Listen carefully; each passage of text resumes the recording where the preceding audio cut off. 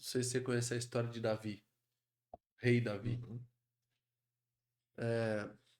No livro de Samuel, né, profeta Samuel, conta toda a história de Davi e conta o tempo que Saul ficou perseguindo Davi. Mas Uhum. só para dar um contexto assim, Deus mandou que Samuel ungisse Davi como rei ainda criança. Só que Davi, olha isso aqui, Gabriel. Uhum. Olha isso aqui.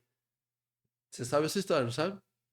Você sabe quanto tempo Davi passou fugindo de Saul depois de derrotar Golias, depois de uma série de feitos? Você sabe quanto tempo Davi passou fugindo para não ser morto por Saul até que a bênção chegasse, mesmo usando o profeta de Deus, mesmo, você tem ideia? 20, se eu não tiver errado, 22 anos fugindo para não ser morto, já tendo sido ungido. No nascimento já. Não, no nascimento não. Foi como bebê, né? Não, ele já tinha. Eu acho que a Bíblia não fala ao certo. Então ele Fazer uma, depois dos 30 anos. fazer uma referência que ele tivesse ali por volta de Mas 10 anos, 12 a anos. ordem não foi criancinha, a ordem foi mais. Não, porque Saul foi ungido Uhum. rei Sim. pelo profeta através de Deus. Porque naquela época a gente não tinha Jesus ainda. Sim. Então Deus se revelava através dos seus profetas. Samuel, no caso, era um profeta.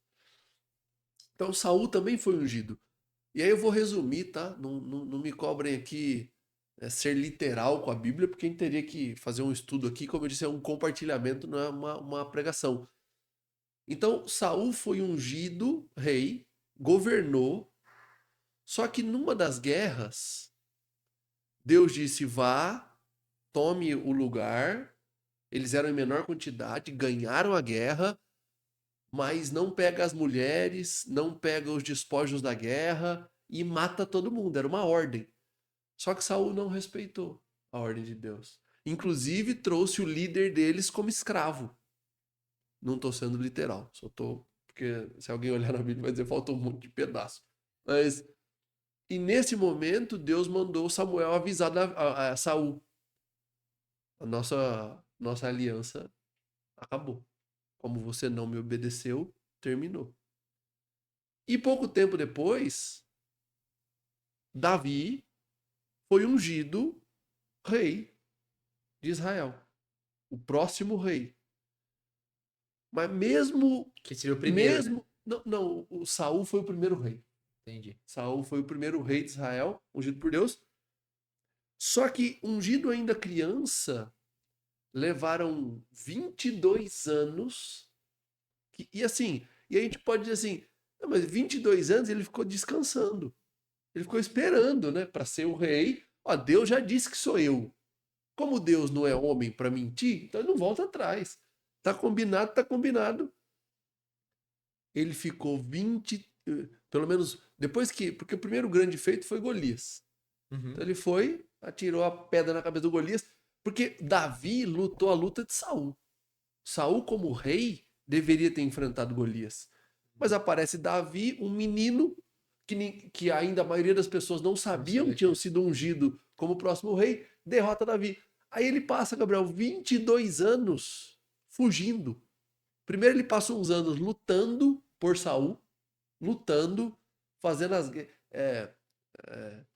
combatendo os combates, né, que deveria Saul combater, ele vai combate. Só que Davi foi ficando maior que Saul e foi criando inveja, Saul foi ficando doido. Só que ele levou 22 anos fugindo, escapando, quase sendo lutando, porque teve uma hora que o Saul já não tinha mais algumas guerras, então a guerra dele era matar Davi. Porque viu que Davi estava ficando maior que ele. Agora isso me deixou muito impressionado. Como é que um cara ungido, porque aí muita gente vai se perguntar, poxa, eu tô passando um ano de luta. Eu tô passando um ano difícil. Mas ele ficou 22 anos passando esses anos difíceis até que a chuva de bênção caísse na cabeça dele. Aí eu fui pegar outro caso, que eu pensei assim, não pode ser, né? Isso aí deve ser uma... O caso, isso é um caso fora fora da da curva. curva. Aí fui ver, Gabriel, José do Egito, Ah, esse foi mais 13 anos, 13 anos sofrendo. passando tudo de ruim que uma pessoa pode passar para depois se tornar Governador. governador. Então olha como as histórias elas são assim convergentes do ponto de vista de preparação. E no deserto, 40, quantos anos? 40 anos. O povo. É. Ah, 40 anos. até chegar na Terra Até chegar Prometida. na Terra Prometida. Ah. É Mas você sabe que, se eu não tiver enganado, Ana, não era para ter ficado 40 anos, né, Gabriel? É por conta das reclamações, da murmuração do povo e do desejo do povo de voltar a ser escravo. Uhum. E aí, assim, perdoem a questão literária, bíblica, mas não era. Mas ficaram 40 e tantos anos atrás de chegar na Terra Prometida. Então a gente não deve desprezar o tempo de preparação, porque, cara, 20 anos. E aí eu te pergunto, no caso de Davi, fugir de alguém já não é fácil, Gabriel. Presta atenção nisso. Fugir de alguém já não é fácil. Agora imagina fugir do rei, que tem a máquina inteirinha a seu favor, tem todos os soldados a seu favor, pode editar, fazer ou refazer qualquer lei que ele quiser, e esse cara te perseguindo dia e noite. Imagina o que esse cara não passou até chegar lá e ser ungido. E aí eu faço um ponto, Ana, porque a gente não costuma olhar para isso. A gente costuma achar que os nossos problemas são muito maiores que os dos outros. Mas eu garanto que é raro, né? Quem tem um problema hoje está sendo perseguido pelo rei. É, eu acho que, assim, qualquer perseguição, ela fica íntima quando você olha para perceber a perseguição que sofreu Davi. E eu acho que não só, acho que é o ponto, não só enfrentar, mas aceitar e entender. Como você disse, né, dos 40 anos do povo no deserto, se não houvesse murmúria, se não houvesse hesitação, talvez essa bênção seria colhida mais cedo. Quando eu digo mais cedo, não é precipitadamente, mas é mais cedo, antecipadamente em relação ao que poderia ser. Então eu vejo que quanto mais a gente hesita em aceitar e trabalhar na preparação, mais distante parece que fica a bênção. Isso acontece em tudo que a gente faz. Acho que, por exemplo, quando você vai na academia, você vai na academia e aí você treina no primeiro dia.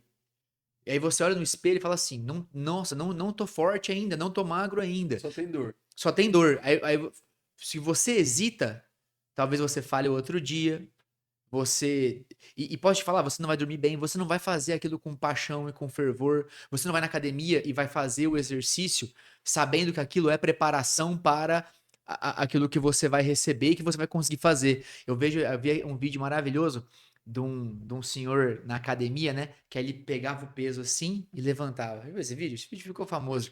Ele pegava um pezinho assim e levantava. Pegava o pezinho e levantava. Parecia um movimento de crossfit funcional. Só que o povo olhava assim em volta, não entendia o que estava acontecendo ali. E aí no final, o final é emocionante, vou dar spoiler, tá bom? Mas acho que você teve esse vídeo. Se você tá na internet, talvez você tenha visto esse vídeo.